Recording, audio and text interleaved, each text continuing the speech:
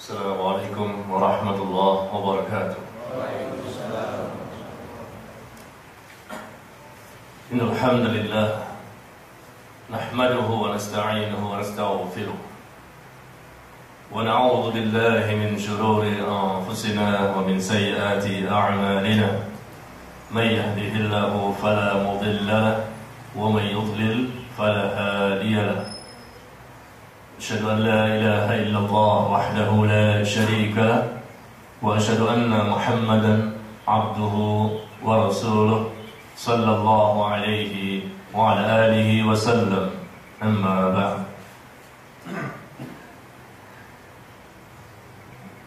Kalimat syukur dan pujian kita ucapkan, kita sampaikan kepada Allah Tabaraka wa Ta'ala di pagi hari yang cerah ini, masih untuk kesekian kalinya diberikan nikmat kepada kita semua. Nikmat yang berasal dari Allah, nikmat yang tidak bisa kita hitung banyaknya, nikmat yang sudah sewajarnya kita sebagai hambanya untuk mensyukurinya. Dari nikmat iman, nikmat Islam, nikmat hidayah, nikmat sunnah, dapat mengetahui bagaimana cara beragama yang benar.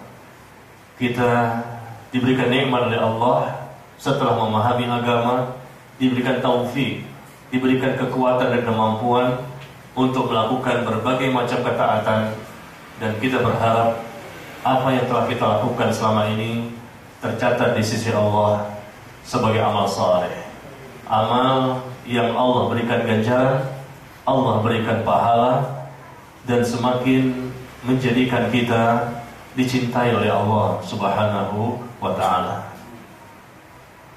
Ikhwan dan akhwat, Bapak Ibu sekalian rahimakumullah, pada pagi hari ini kita akan membahas suatu tema yang sangat penting untuk setiap muslim dan muslimah, yaitu tentang sudahkah engkau mendapatkan surga dunia? Sudahkah engkau mendapatkan surga dunia?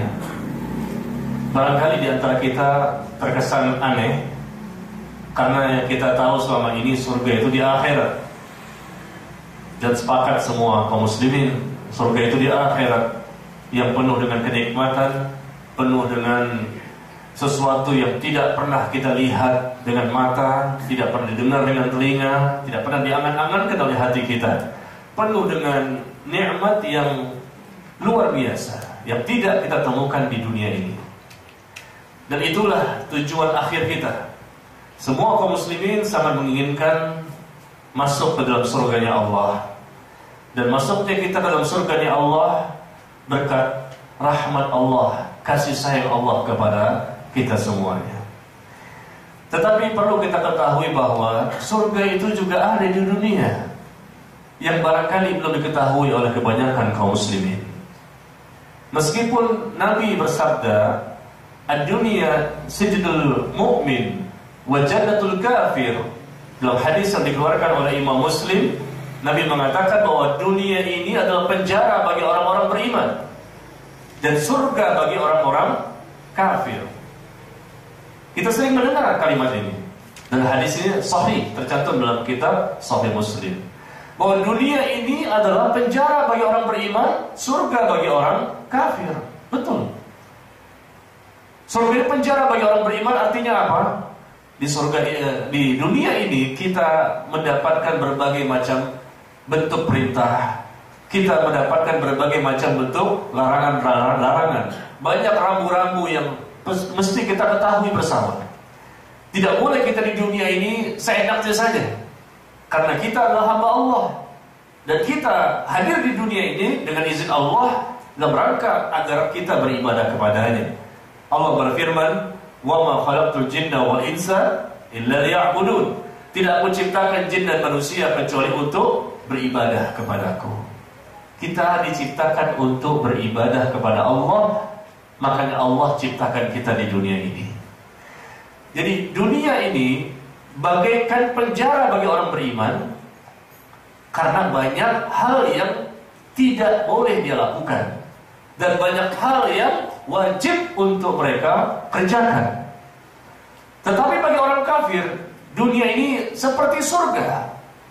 Apapun yang mereka inginkan, mereka bebas, tanpa ada yang melarang, seolah-olah seperti itu. Tanpa ada rasa bersalah. Apapun yang mereka inginkan, mereka bisa lakukan, tanpa adanya memperhatikan bagaimana perintah Allah, bagaimana larangan Allah dan Rasulnya, dan seterusnya. Tetapi hakikatnya surga yang diraih, yang dimiliki oleh orang-orang kafir, bukanlah surga yang sejati yang mereka dapatkan di dunia. Yang kita inginkan surga yang hakiki, yang sejati. Dan itu tidak dimiliki oleh orang kafir selama mereka di dunia, apalagi nanti di akhirat. Karena surga yang sebenarnya itu bukanlah identik dengan harta, dengan kesehatan, dengan luasnya rezeki, dengan bebasnya untuk melakukan apa saja yang mereka inginkan. Bukan itu maksudnya surga dunia yang sejati. Kita sering berdoa ya, dengan doa yang sangat sering kita lantunkan, dan kaum muslimin yang lain pun sering membacanya. Rabbana atina fid dunya hasanah wa fil akhirati hasanah wa qina adzabannar. Wahai Rabb kami, berikan kepada kami kebaikan di dunia, dan berikan kepada kami kebaikan di akhirat, dan jagalah kami dari siksa api neraka. Ketika Anda ditanya oleh siapapun, apa maknanya berikan kepada kami kebaikan di akhirat? Maknanya apa? Surga yang ada di akhirat. Karena di akhirat cuma ada dua tempat, surga dan neraka, tidak tempat yang lain. Lalu ketika kita berdoa, atina fil akhirati hasanah, berikan kepada kami kebaikan di akhirat, berarti kita minta surga, kenikmatan yang luar biasa yang Allah siapkan di akhirat bagi orang-orang yang beriman. Tetapi ketika kita ditanya, atina fid dunya hasanah, Rabbana atina fid dunya hasanah, wahai Rabb kami, berikan kepada kami kebaikan di dunia. Kebaikan di dunia berupa apa? Kebaikan di dunia macam-macam, barangkali orang menyebutkan. Mungkin kesehatan, mungkin ketaatan, mungkin keikhlasan, mungkin istri yang salehah, mungkin kemudahan, mungkin harta yang berlimpah ruah. Barangkali itu makna yang kita sebutkan satu persatu di antara kita. Apa itu kebaikan di dunia? Perlu kita ketahui bahwa atina fid dunya hasanah, berikan kepada kami ya Allah kebaikan di dunia ini, yaitu kita ingin mendapatkan surga dunia. Itulah kebaikan yang tertinggi, yang terbesar, yang teratas. Ketika kita mengatakan atina fil akhirati hasanah, berikan kepada kami kebaikan di akhirat, kita mengatakan surga yang kita inginkan. Ketika kita mengatakan berikan kepada kami kebaikan di dunia, kita juga mengatakan kita ingin surga yang ada di dunia. Jadi dua-duanya Pak, surga di akhirat dan surga di dunia. Dan ini ada, dan Allah siapkan. Makanya Allah berfirman, وَلِمَنْ خَافَ مَقَامَ رَبِّهِ جَنَّتَانِ فَبِأَيِّ آلَاءِ رَبِّكُمَا تُكَذِّبَانِ. Dan bagi orang-orang yang memiliki rasa takut akan kebesaran Rabb-nya, mereka akan mendapatkan dua surga.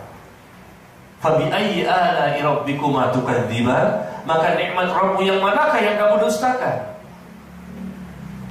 Allah berfirman di surah Ar-Rahman tadi ayat ke-46, bahwa bagi orang yang memiliki rasa takut kepada Allah dengan rasa takut yang benar, mereka akan mendapatkan dua surga. Surga di akhirat dan surga di dunia.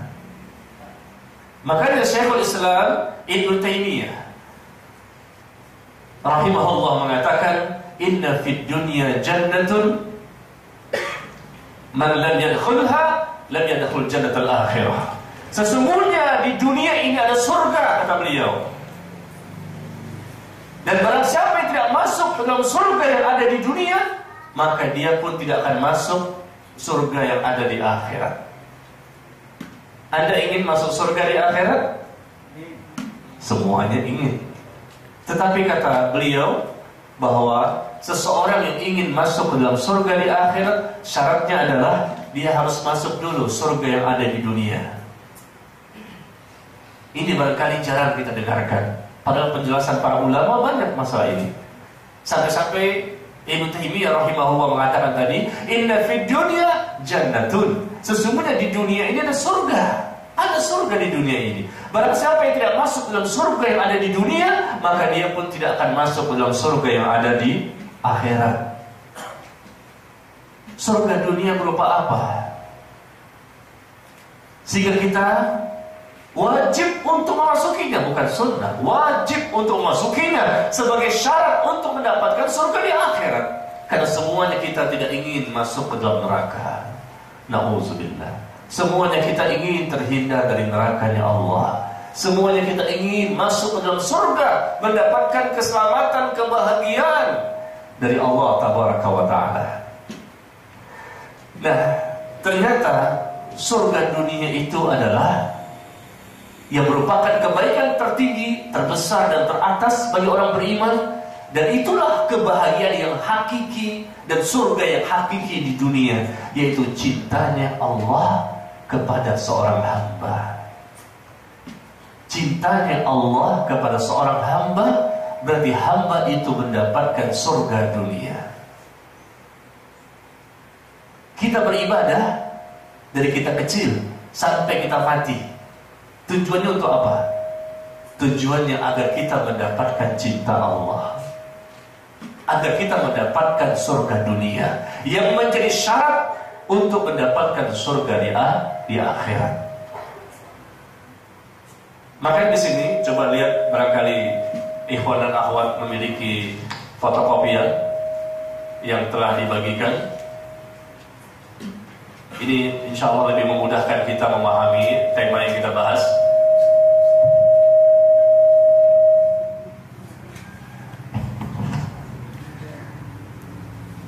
Kita lihat kepada lembaran fotokopian yang ada di kertas masing-masing, di mana Allah berfirman, "Man 'amila salihan min dzakarin aw untha, min dzakarin aw untha wa huwa mu'min, falanuhyiyannahu hayatan thayyibah wa lanajziyannahum ajrahum bi ahsani ma kanu ya'malun."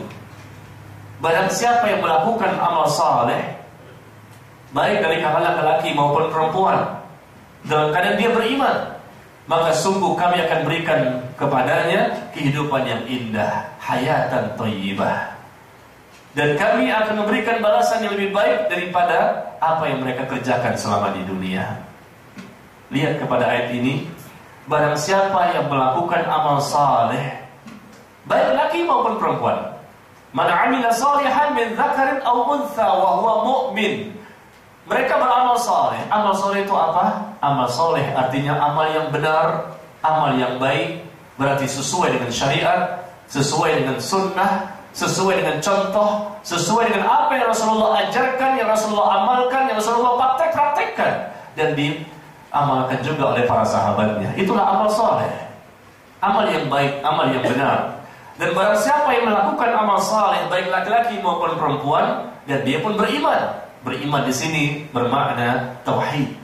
Dia bertauhid, memiliki akidah yang benar, tidak melakukan amal-amal kesyirikan. Ketika kita baca di Al-Quran kalimat beriman, dan beriman, maknanya adalah at-tauhid, kata para ulama tafsir. Mereka itu bertauhid, beriman, bukan hanya sekedar lisan, tapi juga dibuktikan dengan hati dan perbuatan. Jadi ketika dua syarat terpenuhi, yaitu beramal saleh, mengikuti sunnah, dan mereka beriman, berarti mereka bertauhid, mengikhlaskan niat beribadah semata-mata karena Allah, maka sungguh kami akan berikan untuknya kehidupan yang indah, yang penuh dengan kebahagiaan di dunia dan di akhirat. Yang dimaksud dengan kehidupan yang indah, yaitu yang penuh dengan kebahagiaan seorang mukmin yang telah meraih surga dunia sebelum surga di akhirat. Ini kehidupan yang indah, kehidupan yang sangat diidam-idamkan oleh setiap manusia yang ada di muka bumi. Semua manusia ingin mendapatkan kebahagiaan, betul Pak? Semua manusia ingin mendapatkan ketenangan batin, kebahagiaan, ya, mendapatkan berbagai macam pertolongan, bantuan, perlindungan dari Allah selama hidup di dunia. Alangkah nikmatnya orang seperti ini. Dan orang manusia yang paling banyak mendapatkan ketenangan batin, mendapatkan kebahagiaan, mendapatkan pertolongan dan perlindungan dari Allah siapa? Yaitu Nabi kita, Nabi Muhammad sallallahu alaihi wasallam. Karena beliau orang yang paling banyak beramal saleh dan paling ikhlas niatnya, paling bertauhid dibandingkan seluruh manusia di muka bumi. Maka beliaulah yang mendapatkan itu, mendapatkan surga dunia sebelum surga di akhirat. Dan kita lihat di sini, salah seorang ulama salaf berkata, sungguh kasihan orang-orang yang cinta dunia, mereka pada akhirnya akan meninggalkan dunia ini. Padahal mereka belum merasakan kenikmatan yang paling besar di dunia ini. Maka ada yang bertanya, apakah kenikmatan yang paling besar di dunia ini? Ulama ini menjawab, cinta kepada Allah, merasa tenang ketika mendekatkan diri kepadanya, rindu untuk bertemu dengannya, serta merasa bahagia ketika berzikir dan mengamalkan ketaatan kepadanya. Subhanallah, inilah surga dunia, cintanya Allah kepada seorang hamba. Kalau kita mengaku mengklaim saya pun mencintai Allah, itu kata kita, itu pernyataan kita bahwa kita mencintai Allah. Tetapi apakah Allah mencintai kita? Yang terpenting adalah bukan pengakuan kita, bukan klaim kita, tapi yang terpenting adalah apakah Allah juga mencintai kita. Kalau Allah mencintai kita, baru kita dikatakan mendapatkan surga dunia. Kalau sekedar pernyataan bahwa kita mencintai Allah, belum. Kita mencintai Allah, kita belum tahu apakah cinta kita kepada Allah itu diterima atau ditolak. Karena Allah melihat pembuktian-pembuktian dari apa yang kita lakukan selama kita di dunia ini. Orang yang mendapatkan cinta Allah bukanlah orang sembarangan. Seseorang yang mendapatkan cinta dari Allah Subhanahu wa ta'ala adalah orang-orang pilihan, orang-orang yang pasti dia memiliki kelebihan, memiliki keistimewaan, memiliki keutamaan, karena dia adalah orang yang berilmu, karena dia orang yang beriman, karena dia memiliki kedekatan yang semakin dekat kepada Allah, sehingga Allah pun mencintainya. Kemudian kita lihat ternyata dalam Al-Quran Allah sebutkan salah seorang Nabi dan Rasul yang mana Allah katakan bahwa Allah mencintainya, yaitu Nabi Musa alaihissalam. Kita lihat di lembaran kedua, di mana Allah berfirman di surah Thaha ayat ke-39, wa alqaitu 'alaika mahabbatan minni, dan aku limpahkan kepadamu cinta kasih sayang yang datang dariku. Subhanallah, kalimat ini sebetulnya kalimat yang ditujukan kepada Nabi Musa. Tapi kita ingin juga mendapatkan kalimat ini. Alangkah senangnya kita, alangkah bahagianya kita kalau Allah juga mengucapkan kalimat ini kepada kita semuanya. Wa alqaitu 'alaika mahabbatan minni, dan aku melimpahkan kepadamu cinta dan kasih sayang yang datang dariku. Bapak-bapak mau Pak mendapatkan kalimat seperti ini? Allah sebutkan kepada kita. Memang kita tidak mendengar, memang kita tidak mendapatkan wahyu, karena wahyu sudah tidak ada lagi. Meskipun nama orang namanya wahyu, tapi tetap saja dia tidak mendapatkan wahyu. Tapi kita ingin Allah di sisinya mengucapkan kalimat ini kepada kita. Wa alqaitu 'alaika mahabbatan minni, dan aku telah melimpahkan kepadamu cinta kasih sayang yang datang dariku. Ini semua bisa terwujud bukan untuk para nabi dan rasul saja. Ini kan Nabi Musa, Pak Ustaz. Ini kan Rasulullah. Saya siapa? Saya kan orang biasa. Saya kan manusia biasa, bukan nabi dan rasul. Saya bukan ulama. Saya bukan orang yang terkenal. Salah. Allah mencintai siapa saja. Bukan hanya nabi dan rasul saja yang Allah cintai. Bukan hanya para sahabat Nabi SAW saja yang Allah cintai, tapi siapapun manusia di muka bumi ini yang betul-betul tahu bagaimana cara mendapatkan cinta Allah, dia memahami dengan benar, dia mengamalkan dengan benar, lalu Allah pun mencintainya. Siapapun dan di mana saja dia berada. Syaratnya apa?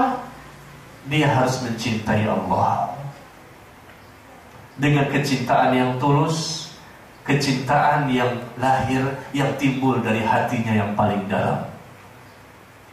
Cinta kepada Allah, uhibbullah wa rasulahu. Aku mencintai Allah dan Rasulnya sallallahu alaihi wasallam. Hanya di lisan tentunya Allah tidak terima cinta orang tersebut. Tetapi Allah inginkan orang itu mengucapkan dengan lisan, tentunya dari hatinya, dan dia membuktikan dengan amal perbuatannya. Dan memang sudah selayaknya, sudah sewajibnya, sudah sewajarnya bagi orang-orang beriman mencintai Allah. Dan tidak boleh seorang mukmin tidak mencintai Allah. Kalau ada seseorang tanya, apakah Anda mencintai Allah? Tidak, kufur dia. Kufur. Karena setiap mukmin, orang-orang yang beriman wajib untuk mencintai Allah. Kenapa kita mencintai Allah? Karena Allah yang menciptakan kita. Allah yang memberikan seluruh nikmat kepada kita. Wajar kalau kita mencintai Allah. Seluruh nikmat dari Allah. Kita berada di dunia karena Allah yang menciptakan. Kita hidup dan kita mati karena Allah. Kita beribadah karena Allah. Kita diberikan ganjaran, kita diberikan pahala, kita diberikan ampunan, rahmat, keberkahan, kebaikan, keselamatan, kebahagiaan. Semuanya dari mana? Dari Allah semuanya, sumber segala kenikmatan. Jadi wajar kalau kita mencintai Allah, karena Allah telah memberikan begitu banyak nikmat kepada kita. Wa in ta'uddu ni'matallah la tuhsuha. Jika kamu menghitung nikmat Allah kepadamu, maka kamu tidak akan bisa menghitungnya satu persatu. Dan Allah sebutkan itu di bagian lembaran kedua paling bawah. Allah sebutkan walladzina amanu asyaddu hubban lillah. Dan adapun orang-orang yang beriman amat sangat cintanya kepada Allah. Ini orang beriman. Coba kita tes, kita cek, kita evaluasi. Apa betul kita ini orang yang beriman? Beriman artinya bertauhid, memiliki akidah yang benar, selalu ikhlas, mengikhlaskan dirinya untuk Allah. Dan orang yang beriman, kata Allah, amat sangat besar. Masya Allah. Asyaddu, amat sangat besar cintanya kepada Allah, yang merupakan kecintaan yang terbesar, tertinggi dan teratas dibandingkan cinta kepada apapun. Kita boleh mencintai istri, boleh mencintai suami, boleh mencintai anak-anak kita, ya. Kita mencintai hal-hal sifatnya duniawi, tidak masalah. Allah tidak melarang kita untuk mencintai sesuatu yang kita senangi. Tetapi kecintaan yang tertinggi, yang terbesar, yang teratas, yang kita persembahkan kepada Allah dan Rasul, itu harus kita prioritaskan. Kalau kita letakkan kecintaan kepada Allah dan Rasul, ternyata ada di bawah. Lebih besar cinta kita kepada pasangan hidup, lebih besar cinta kepada anak-anak, lebih besar cinta kepada yang lain, maka berarti kita tidak dianggap mencintai Allah, dan Allah pun tidak akan mencintai kita, sehingga surga dunia pun tidak kita dapatkan. Kalau surga dunia tidak dapatkan, maka na'udzubillah, surga di akhirat pun lepas.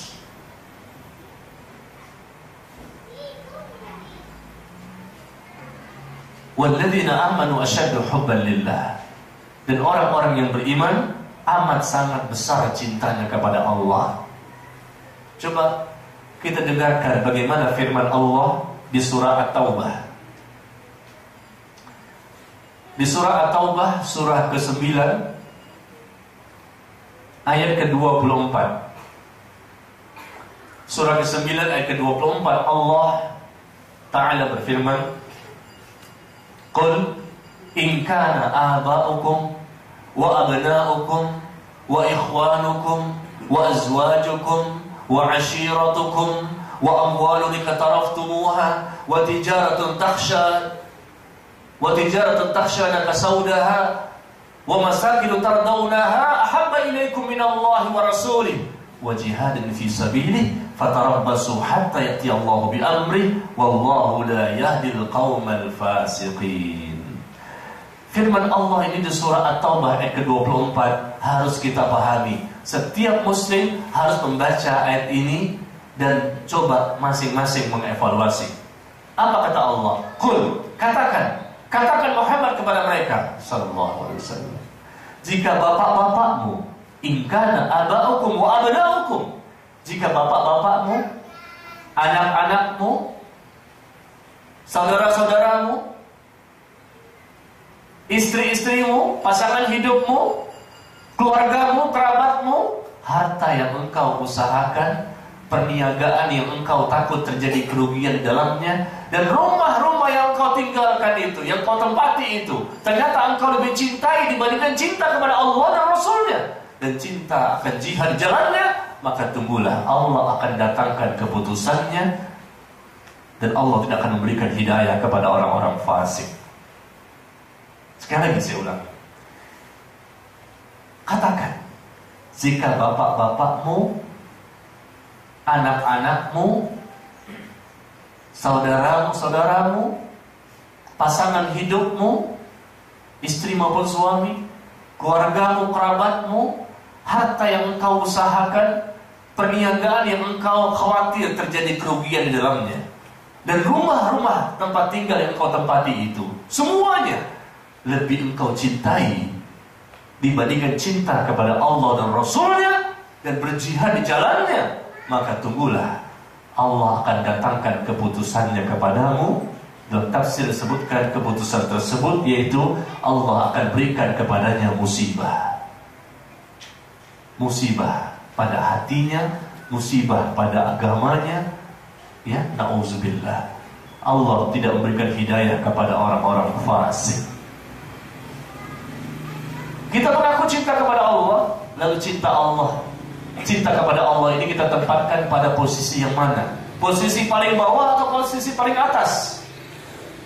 Kalau kita menempatkan posisi cinta kepada Allah melebihi semua kecintaan yang ada di muka bumi, maka itulah orang yang memiliki peluang yang besar untuk mendapatkan cinta Allah.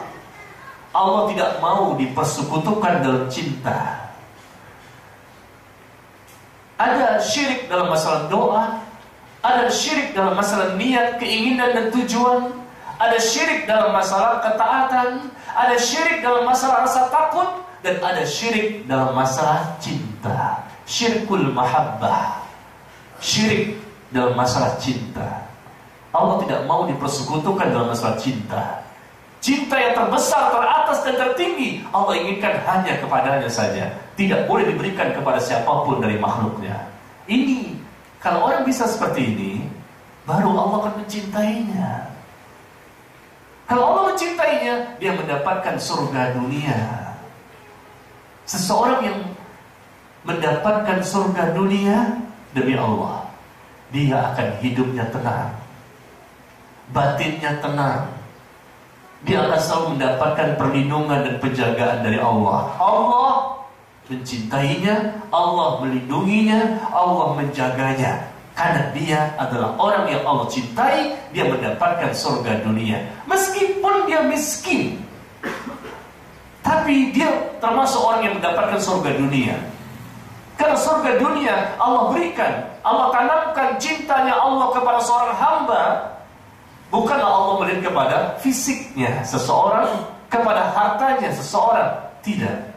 Tetapi Allah memberikan surga dunia, yaitu cintanya Allah kepada seseorang, sehingga dia mendapatkan ketenangan, kenyamanan, mendapatkan ketentraman batinnya, dan dia mendapatkan lezatnya ibadah, manisnya ibadah, dan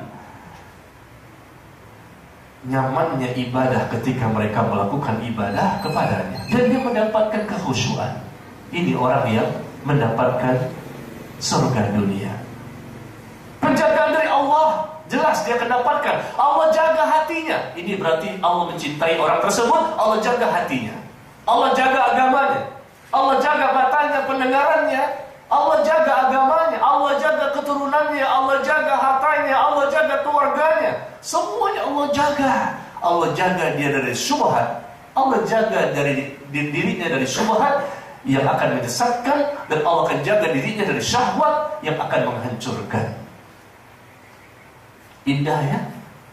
Indah sekali orang yang mendapatkan cinta Allah, dia mendapatkan surga dunia. Meskipun dia sakit-sakitan, mungkin sakit gak sembuh-sembuh, mungkin dia orang yang miskin, hartanya gak banyak, rumah juga kontrak, kendaraan tidak ada sama sekali, tapi ketahuilah, dialah orang yang paling kaya di muka bumi. Dia orang yang paling kaya di muka bumi. Kenapa? Orang yang paling kaya di muka bumi itu adalah orang yang Allah cintai, dan dia mendapatkan surga dunia sebelum surga di akhirat. Bayangkan, Allah mencintai seseorang, berarti Allah mengampuni kesalahannya. Allah mencintai seseorang, berarti dia mendapatkan rahmat dari Allah. Ampunan dia dapatkan, rahmat dia dapatkan, keberkahan hidup, nikmat hidup, lezatnya hidup, nikmat ibadah. Khusyuk dia akan dapatkan, ikhlas dia dapatkan, istiqomah dia dapatkan, sabar dia dapatkan. Subhanallah, mudah, ringan bagi dia untuk melakukan berbagai macam ketaatan. Ini orang yang Allah cintai. Kenapa? Karena dia mencintai Allah dengan benar, bil ilm, dengan ilmu, dengan iman, dan pembuktian amal soleh, mengikuti Rasul Sallallahu Alaihi Wasallam. Coba saya tanya bapak-bapak sekalian, ikhlas itu mudah apa sulit? Sulit. Istiqomah itu mudah apa sulit? Istiqomah itu mudah apa sulit? Sabar mudah apa sulit? Khusyuk, ikhlas sulit, sabar sulit, istiqomah sulit, apalagi tadi khusyuk juga sulit. Kenapa sulit? Apakah agama Islam ini agama yang sulit? Apakah Allah menurunkan agama ini untuk menyulitkan manusia? Tapi kenapa kita jadi sulit? Bukankah Allah mengatakan bahwa tidaklah Allah itu menurunkan agama ini untuk mendatangkan kesulitan bagimu? Yuridullahu bikumul yusra wa la yuridu bikumul usra. Allah inginkan kemudahan bagimu. Agama ringan, gampang, mudah. Dan Allah tidak inginkan kesulitan bagimu dalam beragama ini. Agama ini milik Allah, Islam itu milik Allah. Dan Allah inginkan makhluknya, manusia, melaksanakan Islam itu. Dan Allah berikan kemudahan-kemudahan bagi mereka. Tapi kenapa kita merasa sulit dengan agama itu? Bukankah Allah mengatakan sulit? Jadi yang benar yang mana nih? Perkataan Allah yang salah atau kita yang salah? Allah katakan Islam itu mudah, agama ini mudah, tapi kita selalu sulit ketika mengamalkannya. Ikhlas sulit, istiqomah sulit, sabar sulit, khusyuk sulit. Berarti yang salah yang mana? Yang salah Allah apa kita? Kenapa kita merasa sulit? Kenapa kita tidak mudah, tidak ringan bagi kita untuk ikhlas, tidak ringan bagi kita untuk istiqomah, tidak ringan bagi kita untuk bersabar, tidak ringan bagi kita untuk bisa khusyuk, lapang dada juga tidak, ringan juga. Kayaknya agama ini berat. Aduh, berat sekali agama ini. Berarti apa? Berarti Allah belum mencintai kita. Terus terang saja, berarti Allah belum mencintai kita. Kalau Allah mencintai seseorang, semuanya terasa ringan, ikhlas ringan.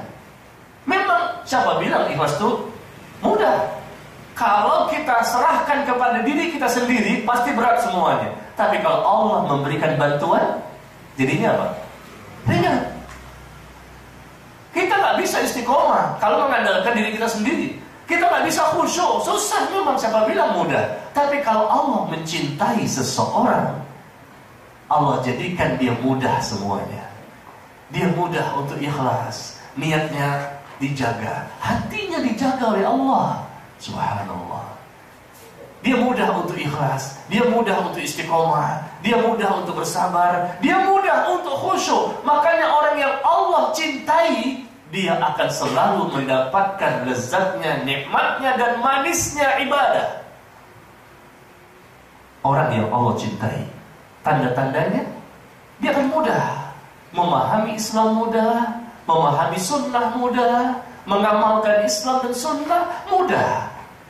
Semuanya mudah, Allah ringankan, Allah berikan bantuan, tidak mungkin. Ini wali Allah, artinya orang yang selalu mentaati Allah, selalu ikhlas dalam mentaati Allah, dan selalu mengikuti sunnah, selalu bertakwa. Alladzina amanu, orang yang beriman dan bertakwa kepada Allah, itulah wali, orang yang Allah cintai.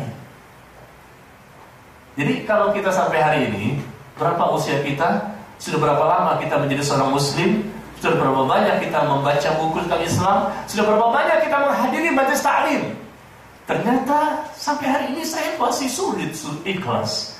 Masih riyaknya masih ada, sum'ahnya masih ada, suka memamerkan amal soleh, menceritakan amal soleh, bangga dengan amal soleh yang saya lakukan, sombong.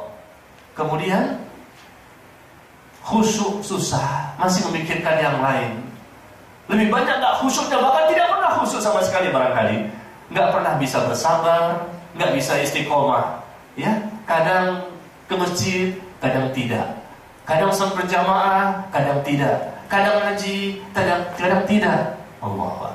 Kadang berbuat dosa-dosa besar yang selalu rutin, kadang ditinggalkan. Orang yang Allah cintai, karena dia mencintai Allah, pastilah dia akan enggan untuk melakukan berbagai macam dosa besar. Ada 6 tanda. 6 tanda seseorang yang cinta kepada Allah.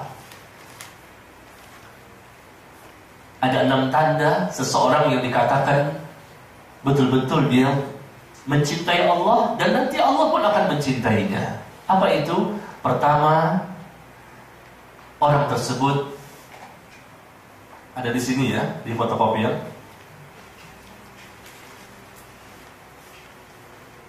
Halaman ketiga.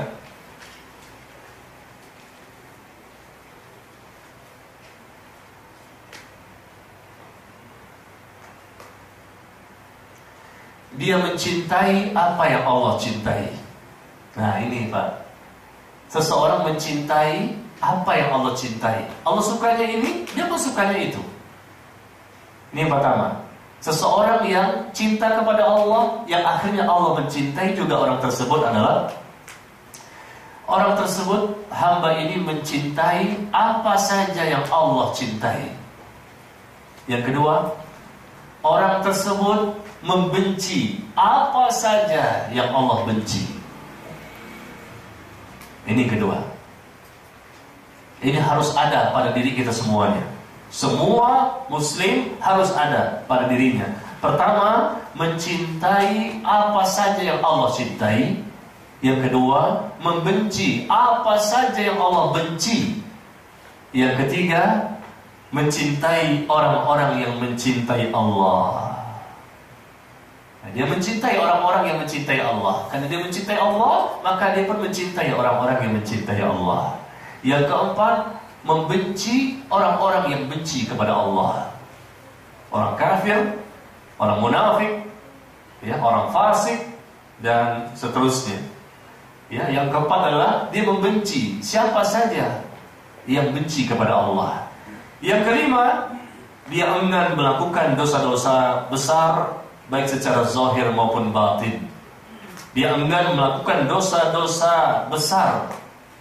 Dia akan jauhi, berupaya semaksimal mungkin dosa-dosa besar dia jauhi. Kalau dosa-dosa kecil ya nggak bisa lah. Kita ini bukan malaikat ya, kita nggak bisa lepas dari dosa. Tapi dosa-dosa besar insya Allah bisa. Dosa-dosa kecil yang memang barangkali nggak sengaja, ya barangkali lupa dan seterusnya, kita nggak bisa lepas darinya. Tapi orang yang cinta kepada Allah dan Allah akan mencintainya, dia enggan. Dia akan berusaha menjauhi dosa-dosa besar secara zahir maupun batin.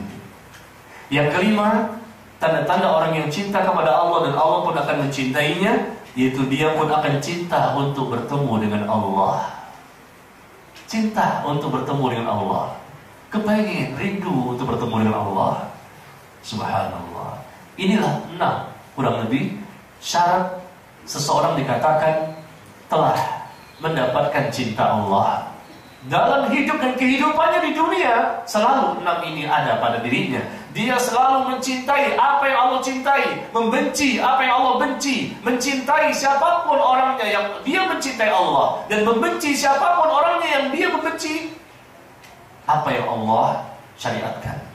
Yang kelima, yaitu dia enggan, tidak mau untuk melakukan berbagai macam dosa-dosa besar, baik secara zahir maupun batin. Yang keenam, yaitu dia pun cinta untuk bertemu dengan Allah.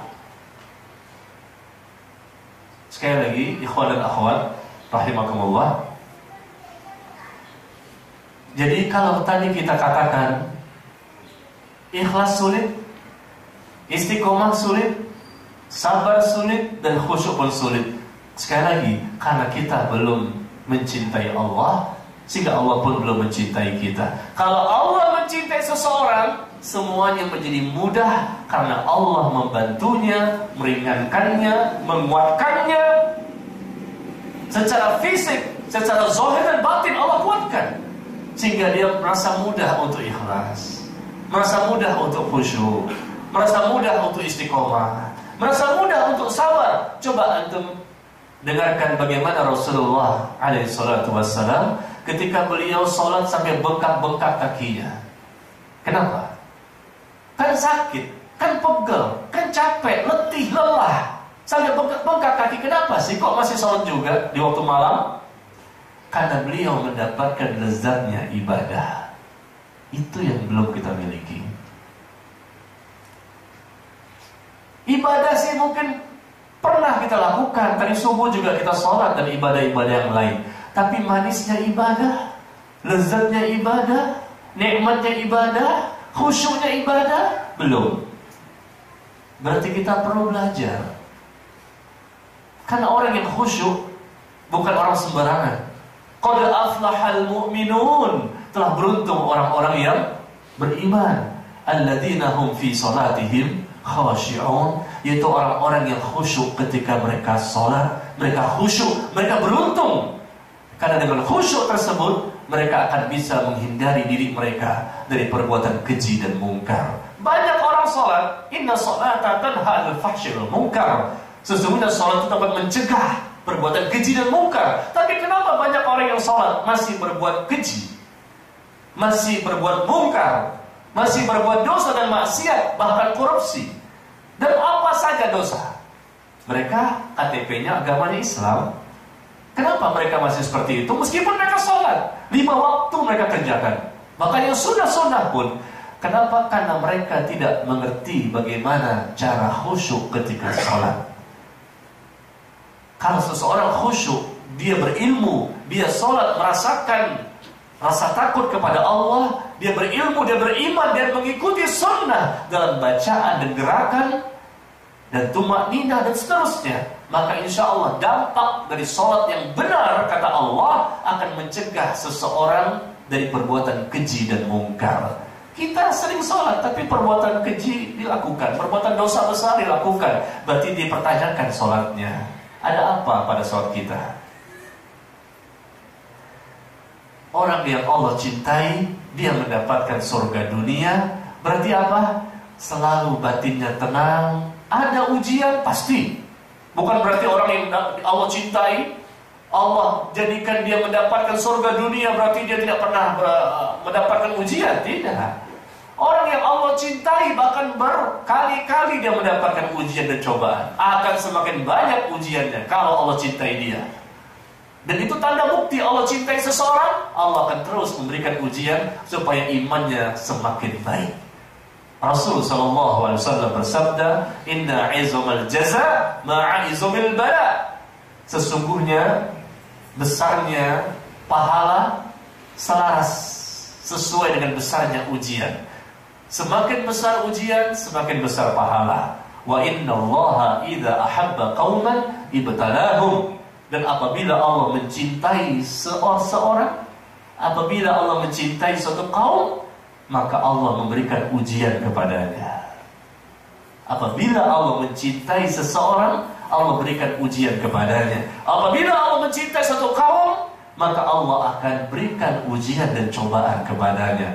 Faman Barang siapa yang ridho, Allah pun ridho kepadanya. Dan barang siapa yang murka dengan ujian yang Allah berikan, maka Allah pun akan murka kepadanya. Subhanallah. Ikhwan dan akhwat rahimakumullah. Kita lihat di halaman ketiga.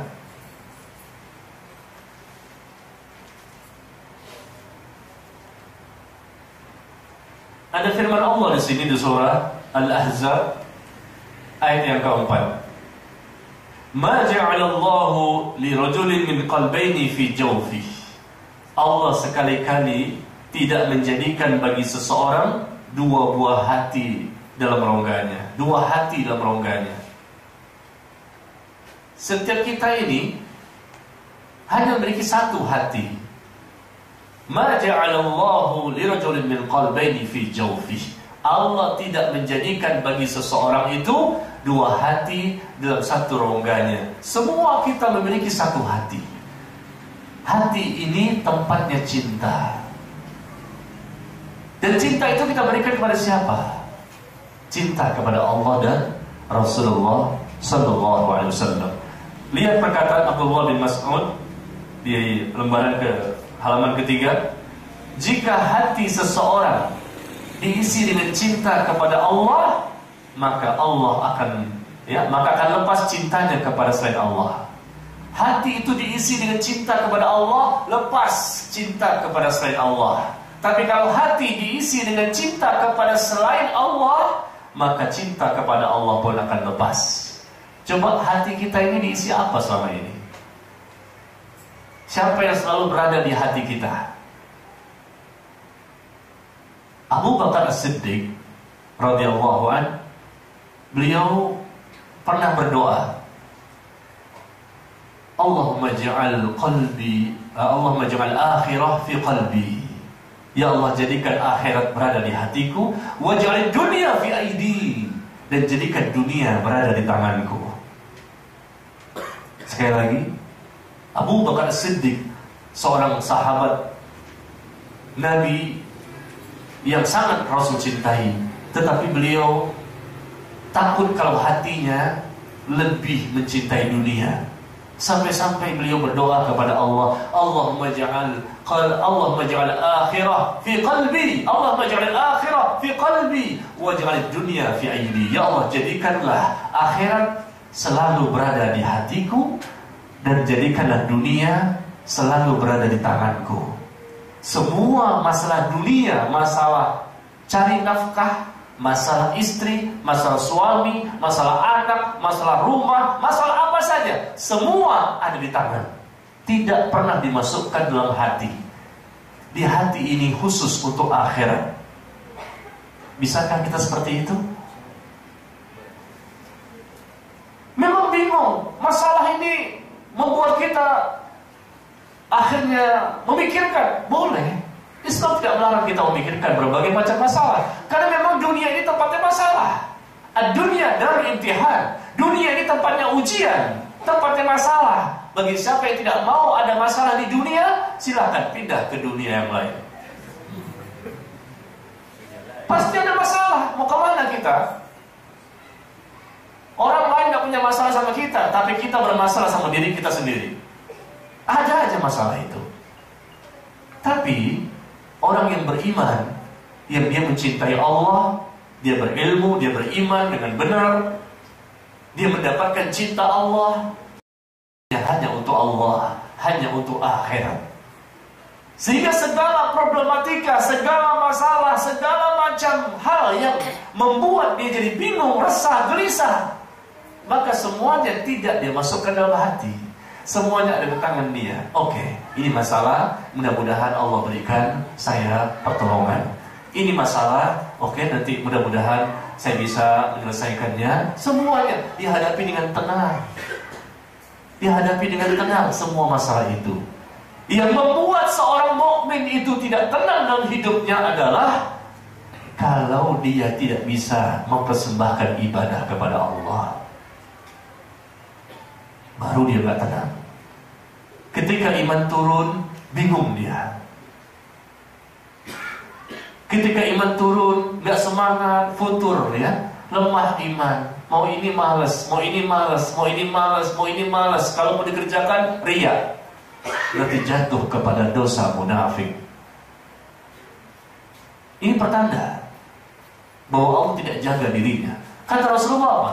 Ihfazillah yahfazka. Jagalah Allah, maka Allah akan menjagamu.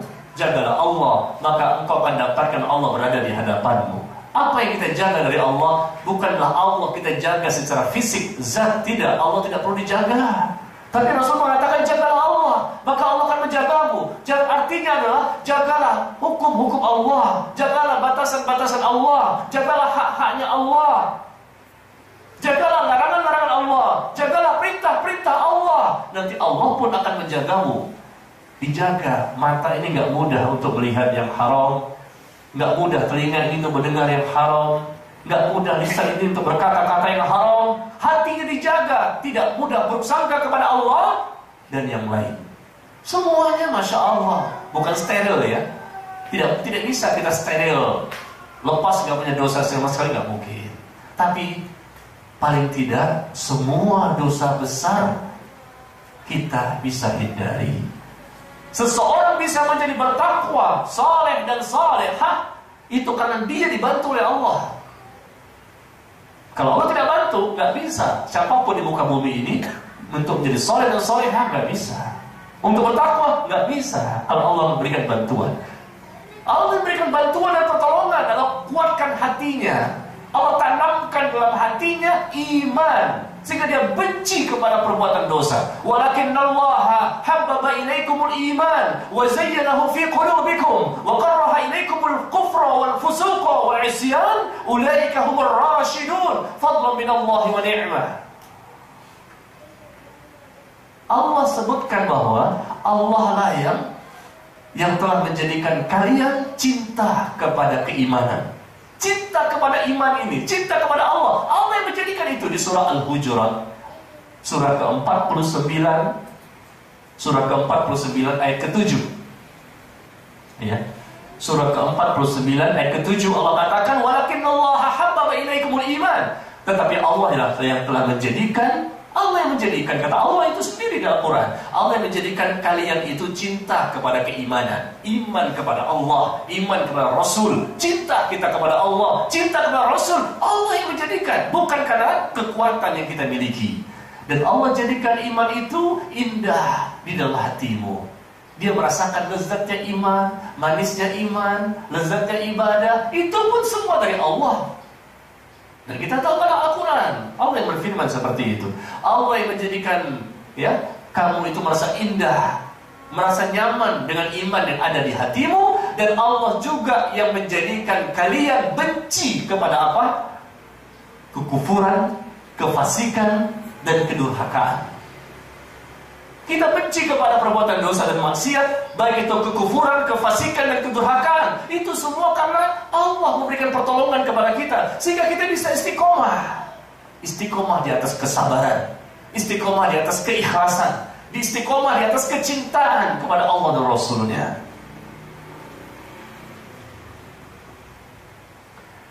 Subhanallah. Masalahnya kita ini belum beramal dengan amal yang benar. Kalau tanda orang yang cinta kepada Allah dan Allah mencintainya, pastilah semuanya serba Allah, serba Allah, serba Allah. Bagaimana Allah? Kalau Allah setuju, saya setuju.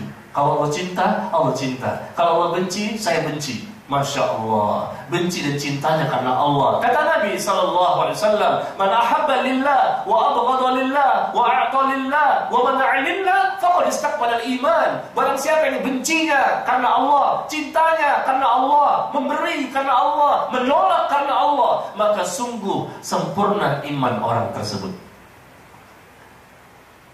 Kita sudah sampai belum level seperti itu?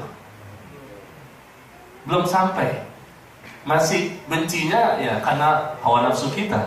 Kita cinta sesuatu karena kita yang mencintainya. Meskipun Allah tidak mencintai, tapi kita tetap mencintainya. Allah membencinya, tapi kita suka. Berarti apa? Pertanda kita belum mendapatkan cinta Allah. Seseorang yang belum mendapatkan cinta Allah, berarti dia belum mendapatkan surga dunia. Kenapa orang stres? shock, stroke dan mood. Ya, dia bingung masuk ke rumah sakit, stroke, lumpuh badannya sebelah, ya, nggak bisa jalan, macam-macam. Kenapa? Pikiran ini jahat. Kalau pikir itu sesuatu yang terus ya ada pada seseorang, yang pikir itu masalah dunia, maka akan mengakibatkan mudarat pada fisiknya. Yang kita pikirkan itu bukan dunia yang terbesar. Oke lah, kita sebagai laki-laki, sebagai suami, sebagai kepala rumah tangga, ya, kita mencari nafkah. Ya, emang itu kewajiban kita. Kita memikirkan bagaimana ini untuk mendapatkan harta yang halal, yang thayyib, yang berkah. Tetapi pernahkah kita sampai stres memikirkan akhirat?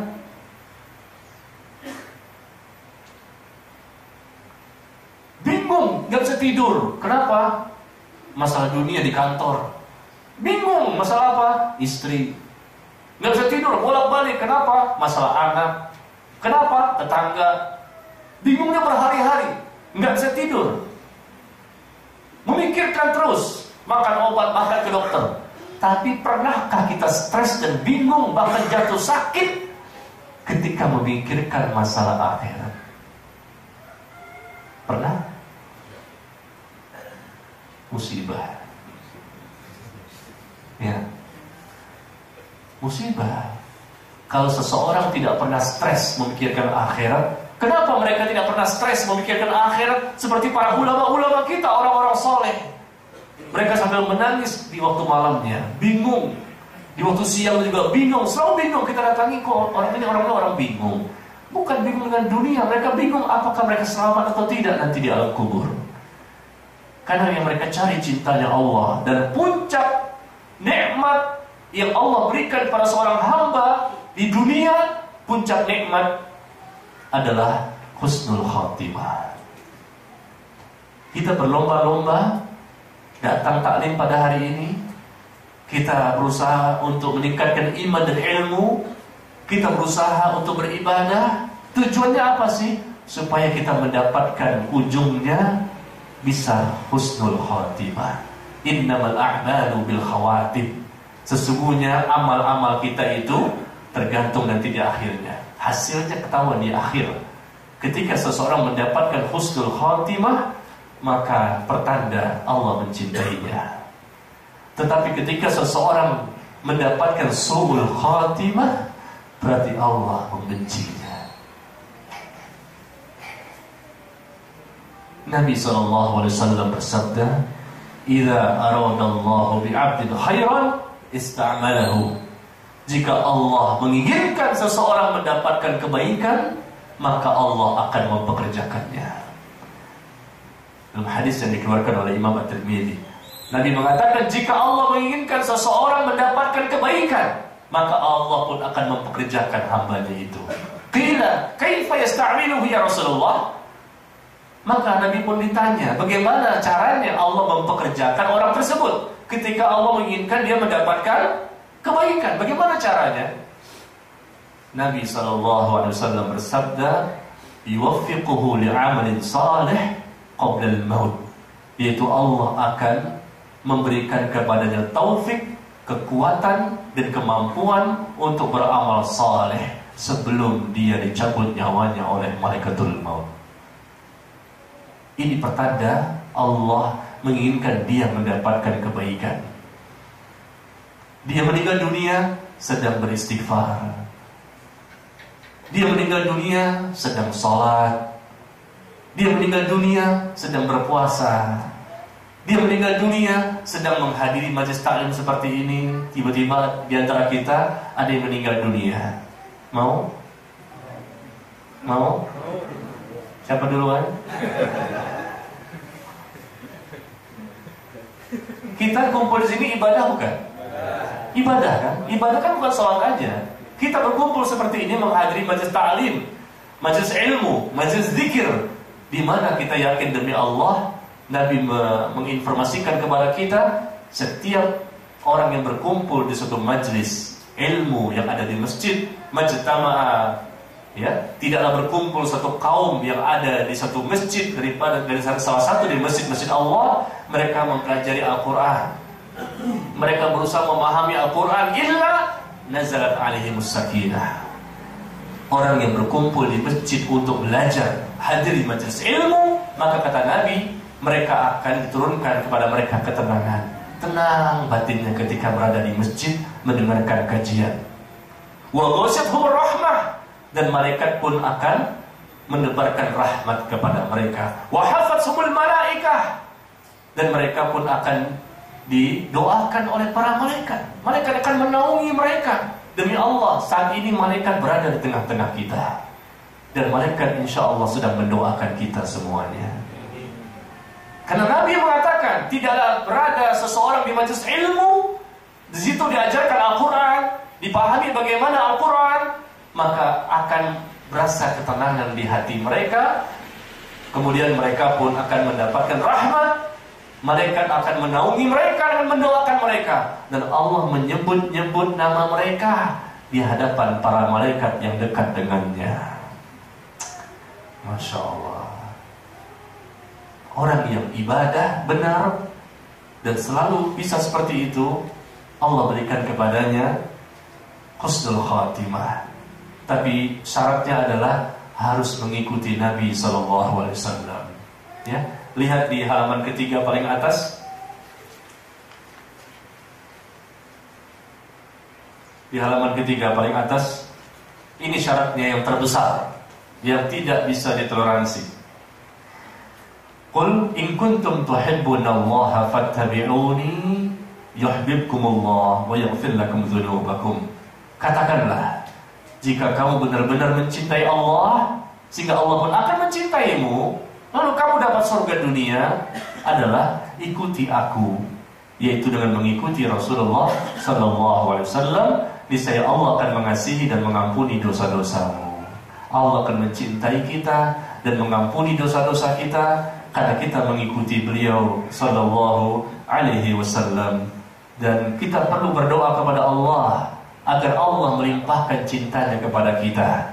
Di samping begitu banyak amal yang kita persembahkan, doa juga perlu kita lantunkan. Seperti di halaman 4 paling bawah, Allahumma inna nas'aluka hubbaka wa hubba man yuhibbuk wa hubba kulla amalin yuqarribuna ila hubbik. Ya Allah, aku mohon cintamu dan mencintai siapa saja yang mencintaimu, serta mencintai seluruh amalan yang dapat mendekatkan diriku kepadamu. Subhanallah. Kalau doa ini Allah ijabah, kita mendapatkan surga dunia, insya Allah. Kalau doa ini Allah ijabah, kita mendapatkan surga dunia. Kenapa? Karena di sini kita minta, oh ya Allah, aku mohon cintamu. Allah mencintai kita, dan mencintai siapa yang mencintai Allah, dan mencintai seluruh amalan yang dapat mendekatkan diri kita kepada Allah. Subhanallah. Surga dunia insya Allah akan kita dapatkan. Sekali lagi, surga dunia sebelum surga di akhirat. Dan kata Ibnu Taimiyah, barang siapa yang tidak masuk, tidak mendapatkan surga yang ada di dunia, maka dia tidak mendapatkan surga di akhirat. Mari kita berlomba-lomba untuk mendapatkan itu. Cinta Allah, cintailah Allah, dan jangan mencintai sesuatu selain Allah yang kita tempatkan pada posisi yang tertinggi, yang terbesar. Karena hidup bukan untuk mati, tetapi mati itulah untuk hidup. Lihat di halaman yang keempat. Hidup bukan untuk mati, tetapi mati itulah untuk hidup yang sebenarnya. Karena di dunia ini sebetulnya kita bukanlah hidup yang sebenarnya. Hidup yang sebenarnya, yang hakikat kehidupan itu nanti setelah kematian. Di akhirat nanti, itulah hidup yang sebenarnya, yang tidak ada kematian, yang kekal abadi selama-lamanya. Hidup bukan untuk mati, tetapi mati itulah untuk hidup. Hidup bukan untuk hidup, tetapi untuk yang maha hidup. Karenanya jangan takut mati, jangan cari kematian, jangan lupakan mati dan rindulah akan kematian. Mengapa? Kematian adalah bukti kecintaan yang tulus. Kematian adalah pintu berjumpa dengannya, perjumpaan terindah antara kekasih dengan kekasih. Ya Allah, anugerahkanlah kepada kami surgamu di dunia, sehingga Engkau pun memasukkan kami ke dalam surgamu di akhirat. Demikian yang sedikit ini yang bisa saya sampaikan. Barangkali sisa waktu yang ada kita bisa manfaatkan untuk persoalan jawab. Dipersilakan bagi para jamaah yang memiliki pertanyaan bisa langsung bertanya atau melalui kertas.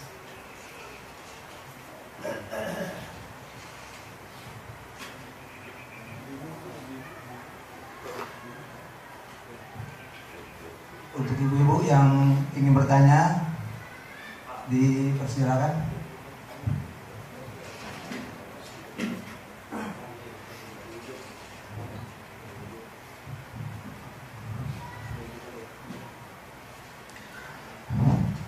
Assalamualaikum warahmatullahi wabarakatuh. Nama saya Ali Wasudi dari Kampung Rawat Cimanggis. Dan ini saya tanyakan di sini sesuai dengan judulnya, apakah setiap harinya walaupun kita dalam keadaan susah sulit, tapi diri kita ini merasakan satu kebahagiaan.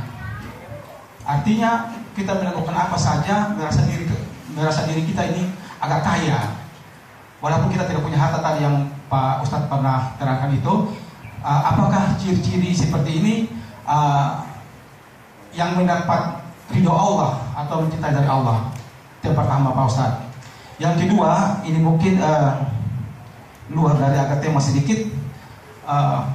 Kami ini insya Allah sebentar lagi mau umrah, tapi umrahnya itu melewat dari Jakarta langsung ke Jeddah, dan dari jamaah itu disuruh memakai ihram di atas pesawat. Apakah seperti itu tidak menyulitkan jamaah yang memakai ihram di pesawat?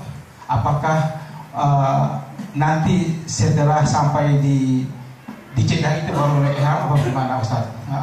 Itu mungkin saya tanyakan. Demikian mungkin. Wassalamualaikum warahmatullahi wabarakatuh. Waalaikumsalam warahmatullahi wabarakatuh.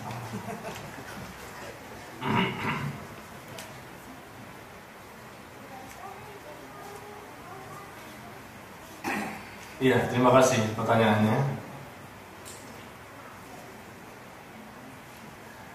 Yang pertama tadi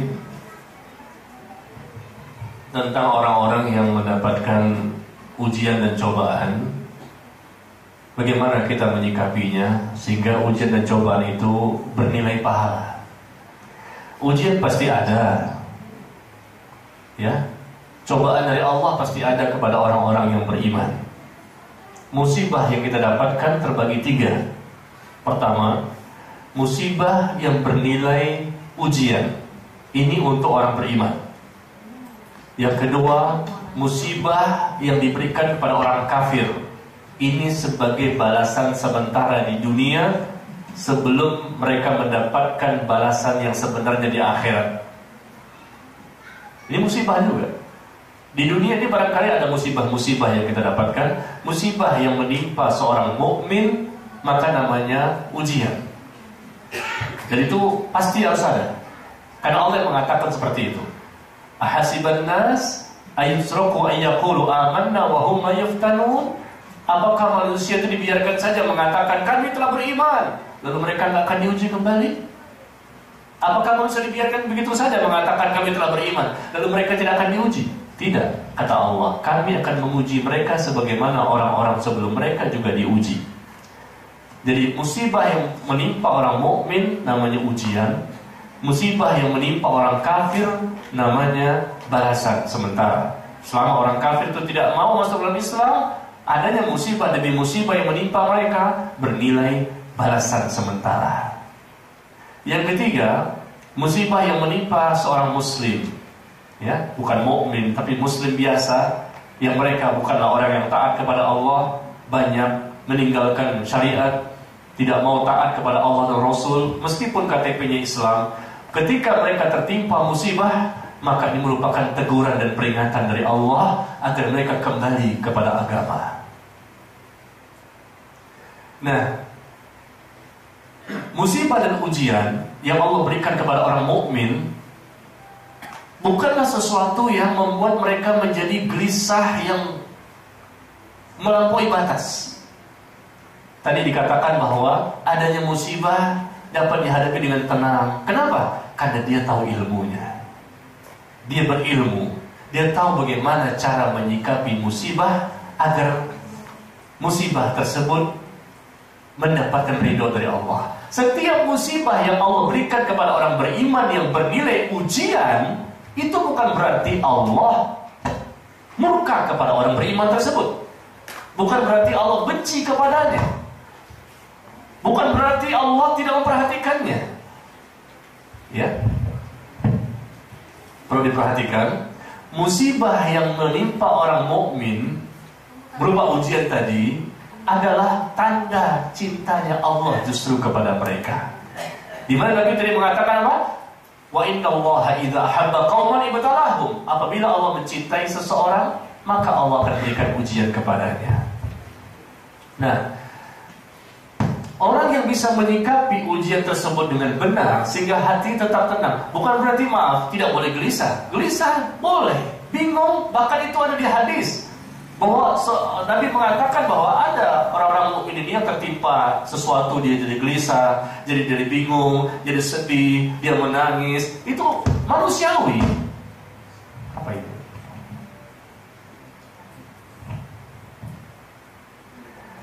Manusiawi biasa saja ketika seseorang itu sedih, ya, dia bingung, ya, dia mungkin galau segala macam, tapi tingkat kebingungannya tidak seperti manusia yang lain.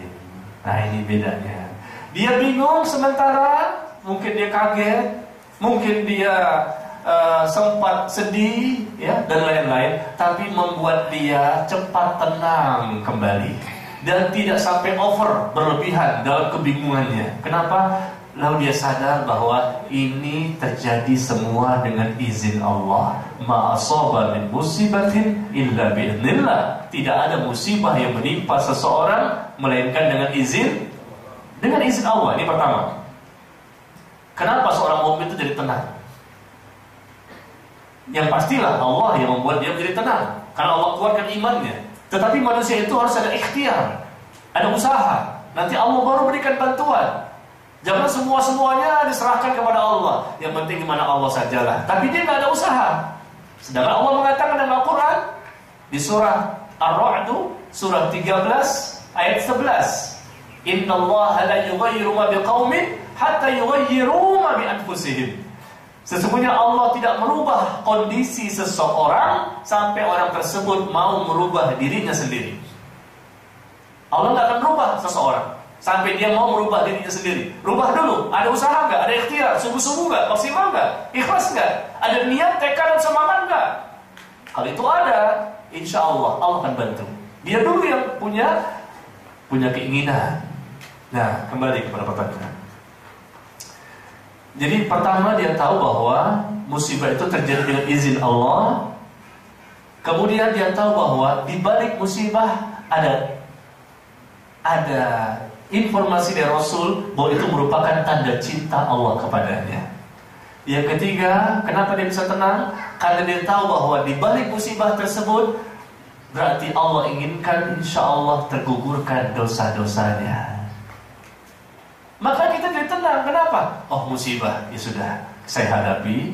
Karena ini merupakan dengan izin Allah. Karena ini merupakan mudah-mudahan tanda cinta Allah kepada saya. Yang ketiga, mudah-mudahan ini sebagai penggugur dosa-dosa saya. Jadi tenang dia. Kenapa? Karena Nabi SAW bersabda, Ma yazalul bala bil mu'min wal mu'minah fi nafsihi wa malihi wa waladi hatta yalqallaha wa ma alaihi khati'ah. Senantiasa seorang mukmin, baik laki-laki maupun yang perempuan, sama saja.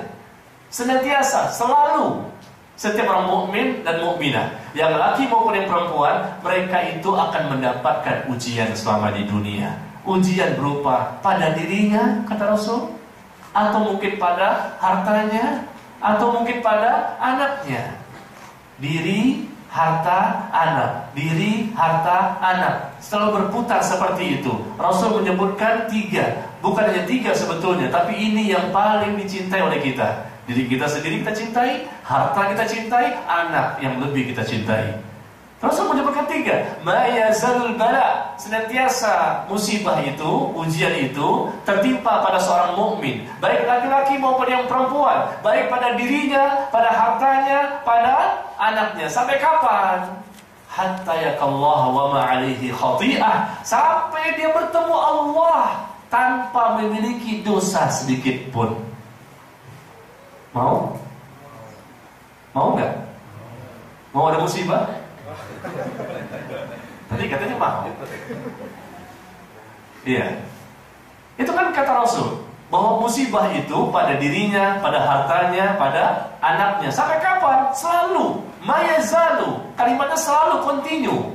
Sampai dia bertemu Allah tanpa memiliki dosa sedikit pun. Makanya karena berilmu itu dia tahu, oh musibah ini dengan izin Allah terjadi. Kalau Allah nggak izinkan, nggak akan terjadi. Berarti saya harus menerima takdir saya dengan ikhlas. Saya tabah menghadapi ketetapan Allah, karena terjadi dengan izin Allah. Kalau saya tidak ridho dengan ketetapan Allah, maka Allah murka kepada saya. Kalau saya ridho dengan ketetapan Allah, saya terima musibah ini dengan ikhlas, dengan tabah, dengan ridho, maka Allah pun akan ridho kepada saya. Dia berilmu, menyikapi dengan benar, maka jadi tenang. Pertama itu. Yang kedua, dia tahu merupakan mudah-mudahan sebagai tanda cinta Allah kepadanya. Yang keempat, mudah-mudahan sebagai penggugur dosa-dosanya. Tadi ketiga ya. Sekarang keempat. Pertama tadi apa? Tahu bahwa musibah datang dari Allah. Yang kedua, sebagai tanda cinta Allah kepadanya. Yang ketiga, sebagai penggugur dosa. Yang keempat dia tahu bahwa di balik musibah kalau dia sikapi dengan benar, ada pahala yang tanpa batas yang akan dia terima.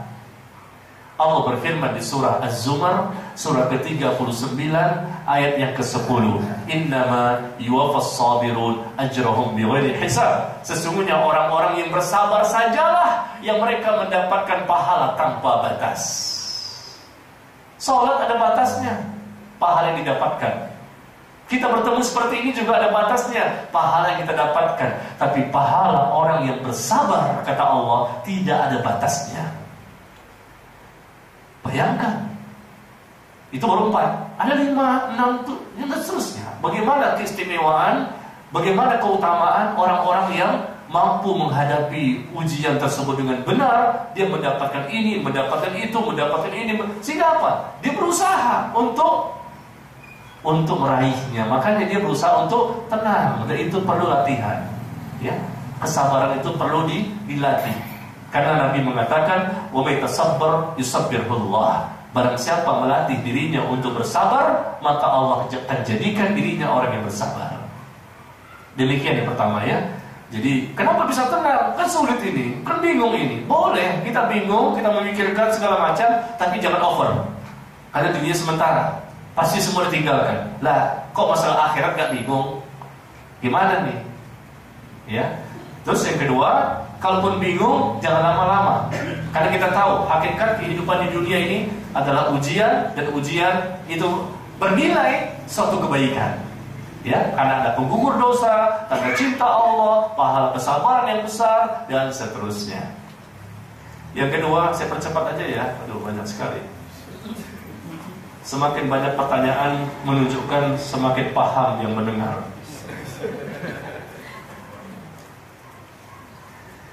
Yang kedua tadi masalah umroh ya.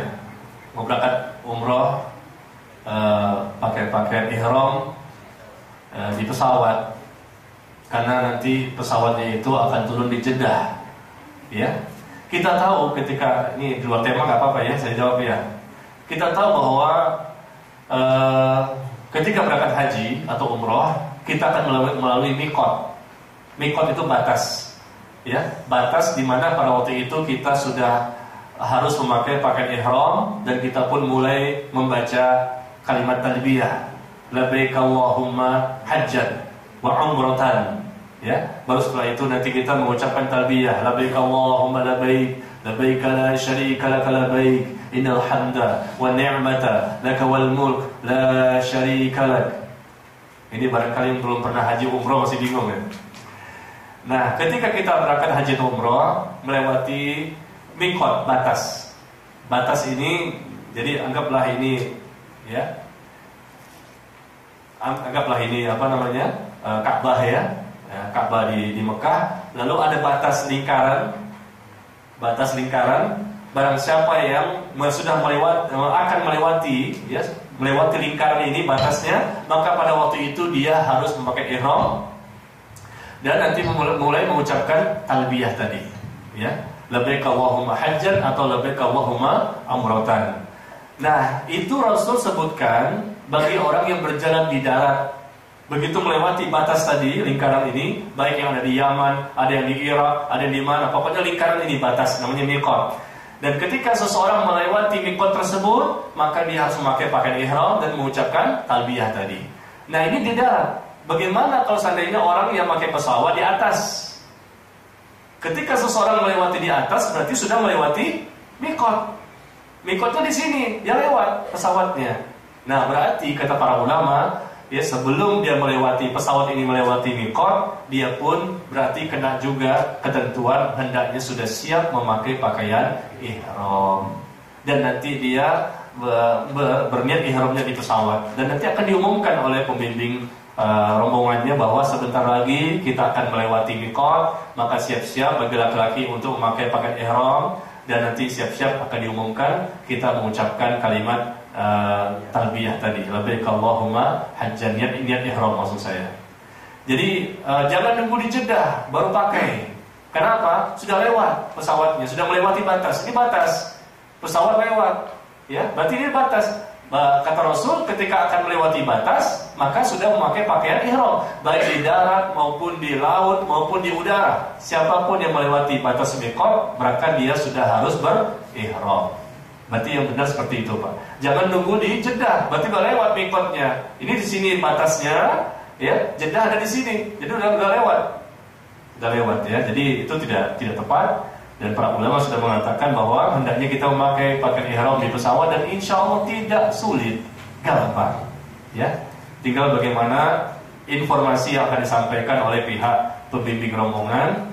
Dan kalau seandainya Bapak turun di Madinah, maka tidak perlu di pesawat. Ya, tapi karena turunnya di Jeddah, maka pakai ihramnya di pesawat. Atau kalau Bapak pengen pakainya di airport juga nggak apa-apa, di airport Cengkareng ya, boleh juga. Kalau memang dari sini mau pakai silakan, atau nanti pasti pesawat boleh silakan. Seperti itu. Wallahu a'lam bishawab.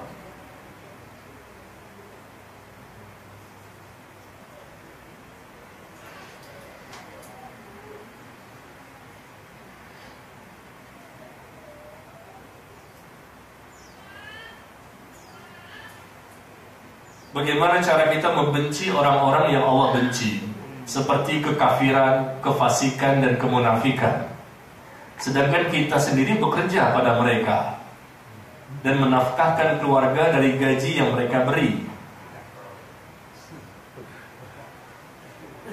Kita bekerja dengan orang kafir boleh, kita bekerja sama orang yang munafik, yang fasik boleh, selama memang pekerjaannya halal.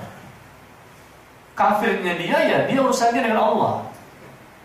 Fasiknya dia, munafik dia, urusan dia dengan Allah. Yang penting kita bekerja dengan mereka adalah pekerjaan yang memang halal, tidak menyelisih syariat. Dan kita pun diperbolehkan bebas untuk ibadah. Itu dua syarat. Boleh kita bekerja sama orang kafir dengan syarat ya pekerjaannya halal. Yang kedua, kita diberikan kebebasan untuk beribadah.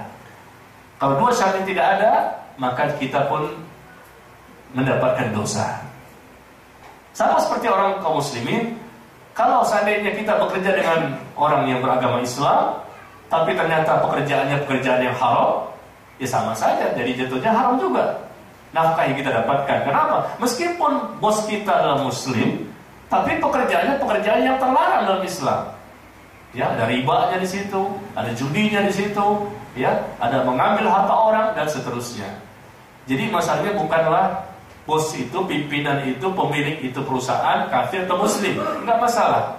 Yang penting adalah pekerjaannya benar atau tidak secara syariat. Selama itu halal, boleh kita bekerja di situ. Adapun dia kafir, dia munafik, dia fasik, itu urusan dia sama Allah. Pekerjaannya yang dia punya perusahaan tersebut adalah perusahaan yang tidak menyelisih syariat. Yang kedua, kita bebas beribadah. Meskipun mungkin tidak menyelisih syariat, tetapi barangkali begini, dia melarang wanita memakai jilbab, misalnya.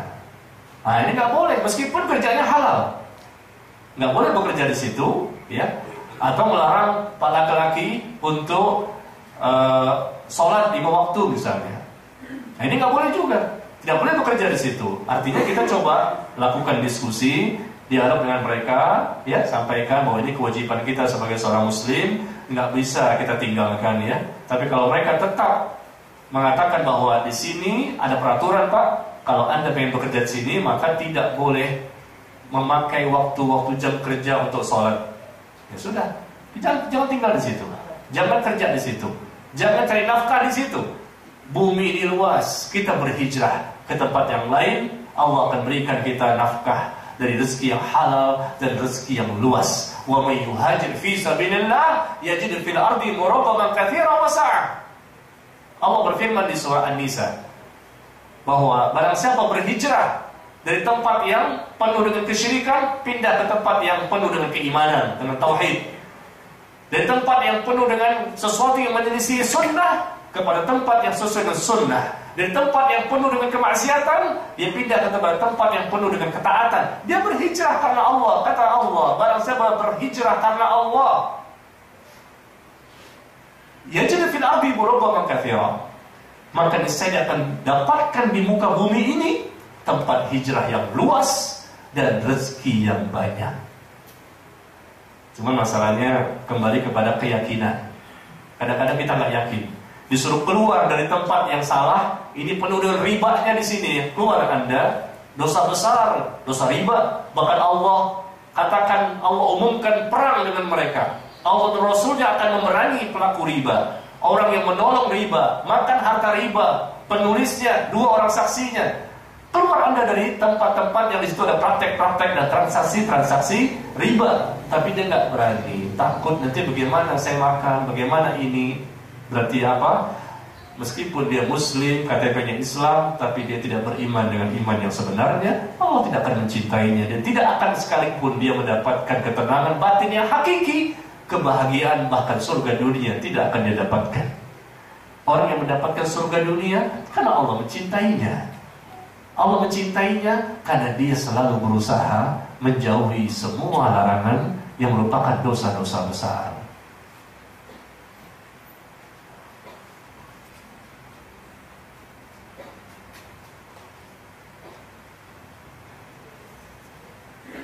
Ya.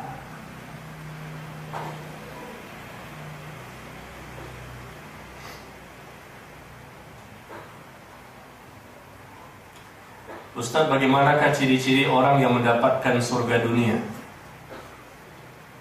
Orang-orang yang mendapatkan surga dunia berarti dia adalah orang yang apa tadi? Orang yang Allah cintai. Ya. Tadi saya sudah berikan ada 6 poin. Sebetulnya itu jawabannya. Tanda-tanda orang yang mendapatkan surga dunia. Surga dunia dia dapatkan karena Allah mencintainya. Apa tanda-tandanya? Pertama apa tadi? Yaitu dia mencintai apa saja yang Allah cintai. Yang kedua, membenci apa saja yang Allah benci. Yang ketiga, mencintai siapa saja yang mencintai Allah. Yang keempat, dia membenci siapa saja yang membenci Allah. Yang kelima, dia enggan, tidak mau melakukan berbagai macam dosa-dosa besar, baik yang zahir maupun batin. Yang keenam, dia cinta untuk bertemu dengan Allah. Itulah tanda-tandanya orang yang mendapatkan ya surga dunia. Itu secara teorinya ya, 6 poin tadi.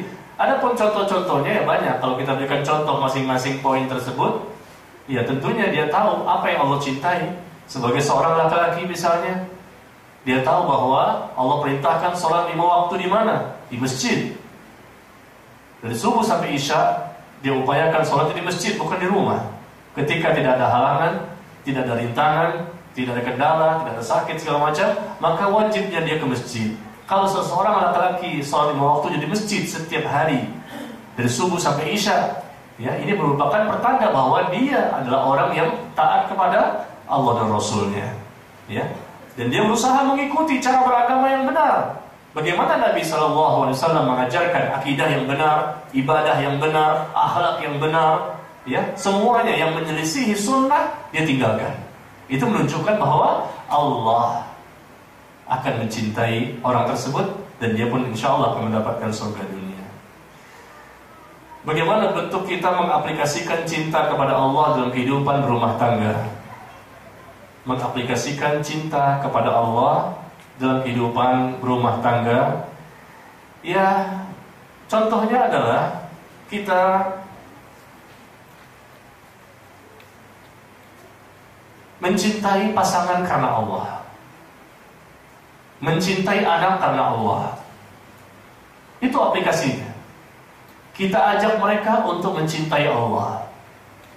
Kita ajak mereka untuk menjauhi berbagai macam larangan Allah. Itu aplikasinya di rumah tangga kita. Dan kita sampaikan kepada istri bahwa uhibbuki fillah, aku mencintaimu karena Allah. Dan istri pun menjawab, uhibbuka fillah, aku pun mencintaimu karena Allah. Ahabbaka Allah alladhi ahbabtani lahu, semoga Allah mencintaimu karena engkau telah mencintaiku karenanya. Pernah gak ngomong seperti itu? Hah? Pernah pengen. Selama ini ngomongnya gimana? Padahal awal kita nikah, Pak, selesai akad nikah, ya, selesai resepsi, lalu masuk kamar kan? Masuk kamar dua pasangan suami istri ini ngapain? Masuk kamar disunnahkan untuk sholat 2 rakaat. Selesai sholat 2 rakaat, kita sebagai suami menaruh telapak tangan kita di kening istri dengan berdoa yang Rasul ajarkan untuk berdoa, ya, Allahumma inni as'aluka khairaha, dan seterusnya. Setelah itu kita pun bicara sedikit bahwa uhibbuki fillah, aku mencintaimu karena Allah. Jika engkau semakin taat kepada Allah, maka semakin besar cintaku kepadamu. Tetapi kalau engkau semakin jauh, semakin benci kepada Allah, maka semakin jauh cintaku kepadamu.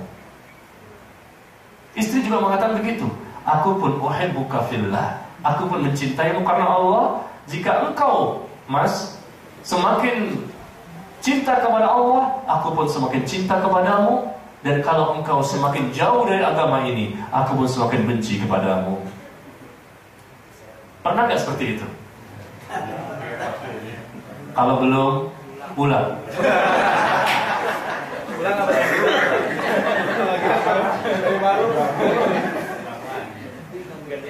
Ulang lagi sama yang lama. Ulang lagi sama yang lama. Jangan yang baru. Ya. Jadi bagaimana kita mengaplikasikan cinta kepada Allah dalam kehidupan rumah tangga? Dari awal kita memilih pasangan, itu sudah kita aplikasikan cinta kepada Allah. Memilih pasangan karena dia kelihatannya orang yang salehah, dan saya ingin menikahinya. Saya memilihnya karena agama, karena kelihatannya dia orang yang baik, akhlaknya pun baik, dan saya cinta dia karena Allah, saya suka dia karena Allah. Dari awal sudah proses pemilihan. Masya Allah. Yang wanita juga seperti itu, memilih pasangan. Lihat, wah, ini sepertinya ikhwan ini ikhwan yang saleh, aku menyukainya karena Allah. Mudah-mudahan aku dan dia bisa bersama-sama membina rumah tangga yang dinaungi oleh cinta kepada Allah. Subhanallah, indahnya Pak, ya, indah sekali rumah tangga yang dinaungi oleh cinta kepada Allah. Masing-masing berlomba-lomba suami dan istri untuk mendapatkan cinta Allah. Suami membahagiakan istrinya, istri pun membahagiakan suaminya. Lalu mereka ajak, mereka didik, mereka bimbing, mereka arahkan. Mereka selalu memonitor, memperhatikan anak-anaknya, agar anak-anaknya pun mencintai Allah. Berarti dalam rumah tangga tersebut mereka jauhi semua larangan-larangan dari Allah dan Rasulnya. Dan mereka selalu berusaha menghidupkan suasana yang mengundang ridho dan rahmat dari Allah Subhanahu wa Ta'ala. Ya, jadi itulah yang kita coba lakukan. Ya. Bagaimana Rasulullah SAW bersama istrinya, beliau membina rumah tangga yang didasari oleh cinta. Kalau Pak, kita ini beragama berdasarkan cinta kepada Allah dan Rasulnya, maka kita mendapatkan nikmat, lezatnya iman, lezatnya beribadah. Kenapa selama ini tidak kita dapatkan? Selama ini kita beribadah cuma sekedar menggugurkan kewajiban. Udah sholat belum? Udah. Udah sholat belum? Udah. Udah, selesai sholat pulang. Tapi nggak ada, nikmatnya nggak ada. Betul? Betul apa benar? Ketika kita beribadah, Allahu Akbar, membaca ini dan itu, khusyuk tidak kita dapatkan. Pahala kita jauh dari kesempurnaan karena sekedar menggugurkan kewajiban. Dan kita wajib memahami kenapa. Selama ini berarti kita jarang mempelajari Islam. Padahal kiat-kiat untuk khusyuk sudah ada teorinya dari para ulama kita. 20 kiat agar bisa khusyuk ketika sholat. Ya, baik. Yang lain sampai jam berapa kita?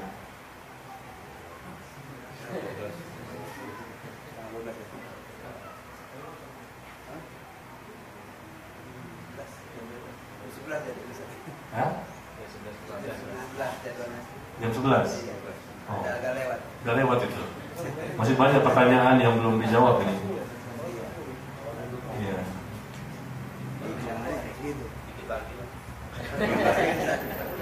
Undangan jam 9 sampai jam 11. Saya minta maaf, afwan, ternyata saya datang duluan. Saya udah takut terlambat sampai sini jam 9 kurang 5. Wah, terlambat nih, ngebut saya. Sampai sini orangnya mana? Ya Allah, inilah akhir zaman. Kita ingin cinta Allah, kita ingin surga dunia, tapi kita berlambat-lambat untuk menghadiri majlis yang dimana di situ Allah mencintainya. Pertanda kita belum dicintai oleh Allah. Bagaimana surga dunia akan kita dapatkan? Mudah-mudahan, dan insya Allah lain kali pas jam 9 bahkan sebelumnya udah ngumpul semua seperti ini ya. Ya, saya minta maaf karena tadi dibatasi sampai jam 11. Berarti pertanyaan yang lain tidak bisa saya jawab. Barangkali ini kewajiban panitia untuk menjawabnya. Demikian, mudah-mudahan bermanfaat ya. Semoga Allah menjadikan kita termasuk orang-orang yang mencintainya, dan kita mampu selama hidup kita mencintai Allah, mencintai Rasulullah Sallallahu Alaihi Wasallam. Ya, kita hari ini baru cerita tentang cinta Allah. Kita belum cerita tentang bagaimana, ya Rasulullah, cintakah engkau kepadaku? Apakah kita mencintai Nabi? Seseorang yang mencintai Nabi, pasti dia mencintai Allah. Seseorang yang mencintai Allah, pasti dia mencintai Nabi. Seseorang yang beribadah dengan landasan cinta kepada Allah dan cinta pada Nabi, maka dia akan mendapatkan surga dunia. Semoga bermanfaat pertemuan kita ini, dan semoga Allah kesalahan-kesalahan kita, dan semoga kita menjadi hamba Allah yang lebih baik dari hari-hari sebelumnya. Wallahu a'lam bishawab. Subhanakallahumma wa bihamdika asyhadu an la ilaha illa anta astaghfiruka wa atubu ilaik. Wassalamualaikum warahmatullahi wabarakatuh.